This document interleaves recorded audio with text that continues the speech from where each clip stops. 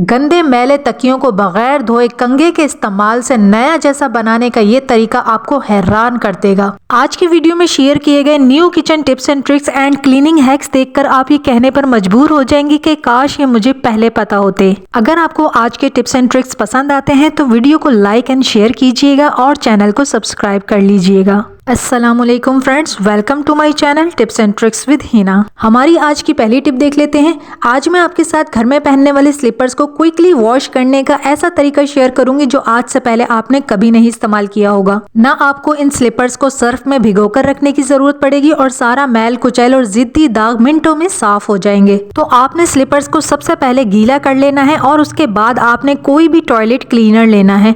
Toilet cleaner के अंदर power होती है कि वो टफ स्टेन्स को मिनटों में साफ कर देता है। तो थोड़ा थोड़ा टॉयलेट क्लीनर आपने अपने स्लीपर्स के ऊपर डाल देना है और ब्रश मार के इनको साफ कर लेना है। डेली यूज होने वाले इन स्लीपर्स को अगर हम वॉश नहीं करते हैं तो इन पर लगा धूल, मिट्टी, मैल कुचैल जिद्दी दागों की तरह बन जाते हैं और ये पहनने में और भी ज्यादा पुराने और बुरे लगने लगते हैं। आमतौर पर स्लीपर्स को हम सर्फ वाले पानी में भिगो कर रखते हैं, जिससे एक तो टाइम बहुत ज्यादा लगता है और इतने अच्छे से साफ भी नहीं हो पाती हैं। लेकिन एक बार मेरे बताए हुए तरीके से जरूर वॉश करके देखिएगा, आपके पुराने स्लीपर्स भी ब्रांड न्यू बन जाएंगे। सिर्फ 2 मिनट ब्रश मारने के बाद पानी से वॉश कर लेंगे और स्लीपर्स को ड्राई करने के लिए खड़ा करके रख दें। ड्राई करने के बाद का आपको रिजल्ट दिखा रही हूँ। कोई नहीं कह सकता ये पुराने स्लीपर्स हैं, अच्छे से साफ हो गए हैं और इनके कलर्स भी निखर गए हैं। अपने घर को साफ सुथरा करना, झाड़ू पोछा लगाना तो हम रोज ही करते हैं, लेकिन फिर भी एक ऐसी प्रॉब्लम है जो हम डेली फेस करते हैं और उस प्रॉब्लम का एक बहुत ही आसान सा हल आज मैं आपके साथ शेयर करूंगी।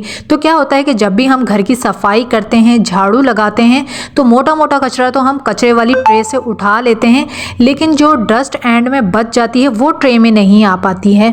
तो उस डस्ट को हम झाड़ू से एक साइड पर कर देते हैं, दीवार के साथ लगा देते हैं। तो आइंदा से आपने ऐसा नहीं करना है। आपने क्या करना है, एक टिश्यू लेना है, टिश्यू को कचरे के ऊपर यानी डस्ट के ऊपर रखें और स्प्रे कर दीजिए और उस गीले टिश्यू से आप डस्ट को साफ कर लीजिए। तो देखिए कितनी आसानी से ये थोड़ी बहुत डस्ट भी साफ हो गई। शॉपर को दोनों हाथों में पहन लीजिए, आपके किचन की एक बहुत बड़ी प्रॉब्लम मिनटों में सॉल्व हो जाएगी। ऐसे लोग जिनके हाथों की स्किन बहुत ज्यादा सेंसिटिव होती है और वो थोड़ी सी भी हरी मिर्चें काटे तो उनके हाथों पर जलन होने लगती है, बर्निंग होने लगती है। ऐसे में वो कितना ही हैंड वॉश कर लें, साबुन से रगड़ लें, लेकिन जो बर्निंग है ना वो खत्म नहीं होती।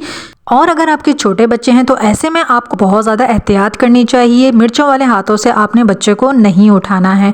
तो आपने क्या करना है, मिर्चें काटने से पहले आपने 2 शॉपर हाथों में पहन लेने हैं। शॉपर पहनने से आपका काम बहुत ज़्यादा आसान हो जाएगा, आपके हाथों में जलन नहीं होगी और आप ढेरों मिर्चें आसानी से काट सकते हैं।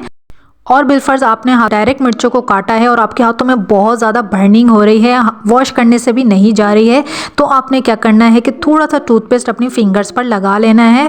पेस्ट को अच्छे से फैला लीजिए।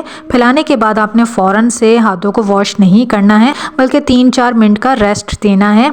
अच्छे से आपने पेस्ट को अपने हाथों पर मल लेना है। पेस्ट से ना आपको बहुत ज़्यादा सूदिंग इफ़ेक्ट मिलेगा और जितनी भी बर्निंग, ईचिंग होगी ना वो फ़ौरन से ख़त्म हो जाती है। उसके बाद आप हाथों को वॉश करें। अक्सर ऐसा होता है ना कि कुछ सब्जियां भी ऐसी होती हैं जिनके काटने से हमारे हाथों पे बर्निंग और ईचिंग स्टार्ट हो जाती है, जैसे कि अरवी वगैरह। तो भी आप इस हैक को ना ट्राई करके देखिएगा, फ़ौरन से आपके हाथों पर से ना जितनी भी जलन और ईचिंग होगी ना वो ख़त्म हो जाएगी। फटे पुराने सॉक्स को फेंकने से पहले यह हैक ज़रूर ट्राई कीजिएगा। सॉक्स का जो स्टफ़ होता है वो थोड़ा सा मोटा और नरम होता है, जिसकी वजह से वो पानी और डस्ट को बहुत अच्छे से एब्जॉर्ब कर लेता है। तो पुराने सॉक्स को आप क्लीनिंग के लिए, डस्टिंग करने के लिए यूज़ कर सकते हैं। बहुत अच्छे से ये डस्ट साफ़ करता है। इस फटे पुराने सॉक्स से हम अपने काम को मज़ीद किस तरह से आसान बना सकते हैं, उसके लिए मैंने यहाँ पर एक कॉम्ब लिया है। कॉम्ब को सॉक्स के अंदर डाल लिया है और आप देख सकते हैं इस पर एजेस बन गए हैं बारीक से। इन एजेस को हम किस तरह से यूज़ करेंगे, तो चलें किचन में चलते हैं। किचन में जो हमारी टॉप काउंटर की वॉल होती है, इसकी किनारियों पे काफ़ी ज़्यादा चिकनाई और मैल गंदगी जमा हो जाती है। काउंटर को जब हम साफ़ करते हैं तो किनारियाँ ठीक से साफ़ नहीं हो पाती हैं। कोई बारीक चीज़ आपको चाहिए होती है इनको साफ़ करने के लिए। तो देखें इस तरह से आपने स्प्रे किया पानी का और क्लीन कर लिया, तो जितनी भी क्राउड्स हैं ना, किनारियाँ हैं, वो अच्छे से साफ़ हो गई हैं और जितना भी मैल कुचैल है ना वो सारा सॉक्स के ऊपर लग गया है। इस आप वॉश करके दोबारा क्लीनिंग के लिए भी यूज़ कर सकते हैं। अगर आपके पास पुरानी चूड़ियाँ मौजूद हैं और वो साइज़ में छोटी हो गई हैं या फिर मेटल की हैं और उनका शेप ख़राब हो गया है, तो आप उनको रीयूज़ किस तरह से कर सकते हैं, चूड़ियों को यहाँ पर मैंने इस तरह से सेट कर लिया है। उसके बाद सेफ्टी पिन ली है। सेफ्टी पिन को हमने चूड़ियों पर लगाना है। कुछ इस तरह से लगाना है कि 2-2 चूड़ी पर आपने एक सेफ्टी पिन लगा देना है और इसको आपने एक चेन की तरह बना लेना है।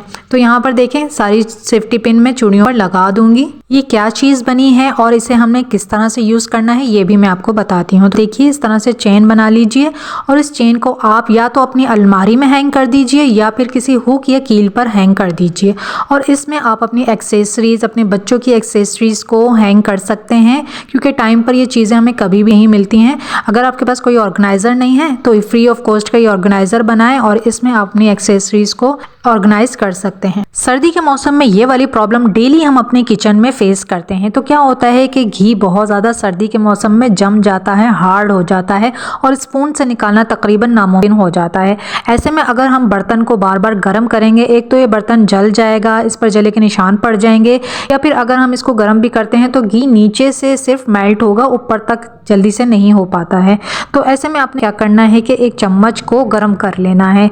गर्म चम्मच से जब आप घी निकालेंगे तो आपके लिए आसानी हो जाएगी, घी फौरन से निकल जाएगा, आपको बर्तन भी गर्म नहीं करना पड़ेगा, जलाना नहीं पड़ेगा। और सेम यही प्रॉब्लम कोकोनट ऑयल के साथ भी होती है। जो हम नारियल का तेल यूज़ करते हैं वो भी अगर बहुत ज़्यादा जम जाता है तो उसको निकालने के लिए भी आप गर्म चमचे का इस्तेमाल कर सकते हैं। तकियों के कवर तो हम वॉश कर लेते हैं, लेकिन अंदर से तकियों को धोना काफ़ी ज़्यादा मुश्किल हो जाता है। तो बगैर धोए आप तकियों को कैसे साफ़ कर सकते हैं, इन्हें फ्लफ़ी और नया बना सकते हैं। सालों से बसी हुई बदबू और मैल को ख़त्म करने के लिए मीठे सोडे को हम तकिए के ऊपर और नीचे अच्छे से मल देंगे। 5 मिनट बाद आपने हाथों से या फिर एक पतली स्टिक से तकिए की धुनाई करनी है।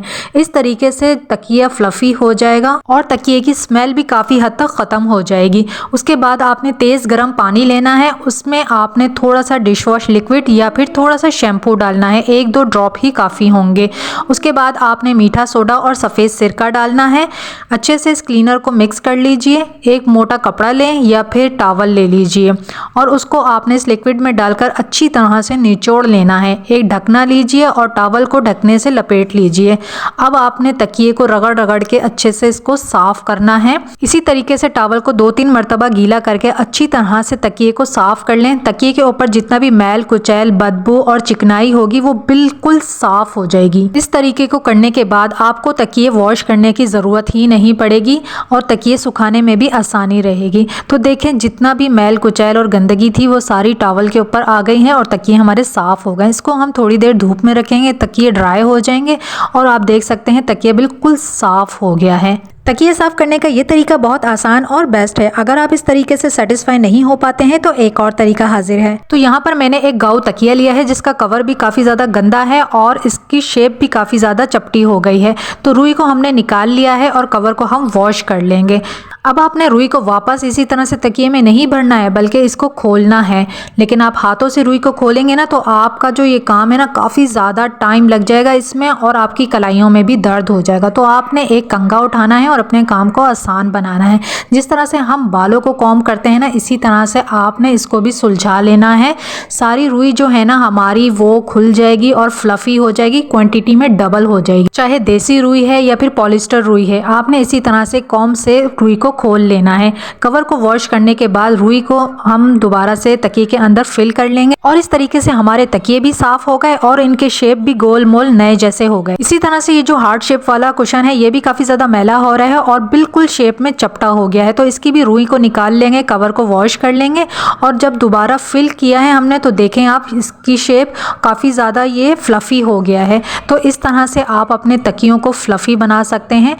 अब मैं इन तकियों के ऊपर डबल कवर चढ़ा दूंगी जिससे कि ये तकिए दोबारा ज़्यादा गंदे नहीं हो पाएंगे। और आप देख सकते हैं काफ़ी ज़्यादा रुई बच भी गई है। इस रुई को भी हम खोल लेंगे तो ये क्वांटिटी में डबल हो जाएगी और इससे हम एक तकिया या फिर कुशन तैयार कर सकते हैं। यहाँ मैंने आपके साथ 2 तरीके शेयर किए, तकियों को साफ करने का और फ्लफ़ी बनाने का। आपको जो तरीका पसंद आए इनमें से आप उसे फॉलो कर सकते हैं। यहाँ पर मैंने एक कढ़ाई ली है और उसे चूल्हे पर रख दिया है। और इसके अंदर हम नमक डाल देंगे। नमक तकरीबन 1 प्याली हमने इसके अंदर डाला है। नमक जब गर्म हो जाएगा तो यहाँ पर मेरे पास हैं सनफ्लावर के बीज। सनफ्लावर के बीज हम इसके अंदर डाल देंगे और इनको अच्छे से फ्राई कर लेंगे। नमक के अंदर जब भी आप सनफ्लावर के बीज को फ्राई करते हैं, इससे ये बहुत अच्छे से क्रंची हो जाते हैं, जलते नहीं हैं। सनफ्लावर के बीज हमारी ब्रेन हेल्थ के लिए बहुत ज़्यादा अच्छे होते हैं। अगर आप एक्सपेंसिव नट्स या ड्राई फ्रूट्स नहीं खरीद पाते हैं तो इन बीज को अपनी रूटीन में, अपनी डाइट में ज़रूर शामिल करें। ज़रूरी नहीं है कि आप मुश्किल तरीक़ों को फॉलो करें, मुश्किल रेसिपीज़ सर्च करें और उन्हीं में आप ड्राई फ्रूट्स या सीड्स को इस्तेमाल करें। आप सिंपल तरीके से भी इनको कंज्यूम कर सकते हैं। तो जब इनके अंदर से चटपट की आवाज़ आना शुरू हो जाए, खुशबू आना शुरू हो जाए, तो इसका मतलब है बीज फ्राई हो गए हैं। इनको आप छान के इनका नमक निकाल लीजिए और बीज को आप इस्तेमाल कर सकते हैं। और जो ये नमक है, आपने इसको फेंकना नहीं है। इस नमक को आप दोबारा बीज फ्राई करने के लिए या मूंगफली को फ्राई करने के लिए भी रीयूज़ कर सकते हैं। इस नमक को आपने खाने में इस्तेमाल नहीं करना है। उम्मीद है कि आज के सारे kitchen tips and tricks and home organisation आपको पसंद आए होंगे। Thanks for watching. अल्लाह हाफिज़।